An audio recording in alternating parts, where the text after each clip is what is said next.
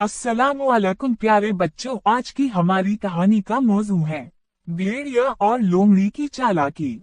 एक दफा का जिक्र है कि एक घने जंगल में एक भेड़िया और एक लोमड़ी रहते थे। भेड़िया ताकतवर था मगर ज्यादा अक्लमंद नहीं था, जबकि लोमड़ी कमजोर थी मगर बहुत चालाक थी।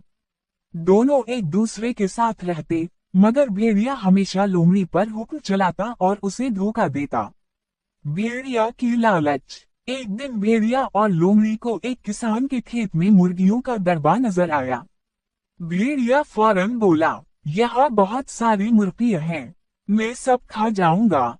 लोमड़ी जानती थी कि अगर भेड़िया मुर्गियां खाएगा तो वो खुद भूखी रह जाएगी, इसलिए उसने चालाकी से कहा, हाँ हाँ, लेकिन पहले देख लो कि कहीं किसान करीब तो नहीं। लोमड़ी की तरकीब। भेड़िया लालच में आकर फौरन दरबे में घुस गया और मजे से मुर्गियां खाने लगा। जैसे ही वो खाने में मसरूफ हुआ, लोमड़ी ने दरवाजा बंद कर दिया और जोर जोर से शोर मचाने लगी।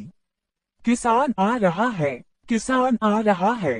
किसान ने ये शोर सुना और फौरन लाठी लेकर आया। जब उसने दरबे में भेड़िए को देखा तो उसे पकड़कर खूब सबक सिखाया।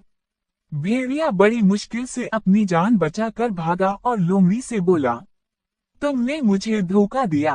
लोमड़ी मुस्कुराते हुए बोली, जो दूसरों को धोखा देता है वो एक दिन खुद धोखा खा जाता है। कहानी का सबक।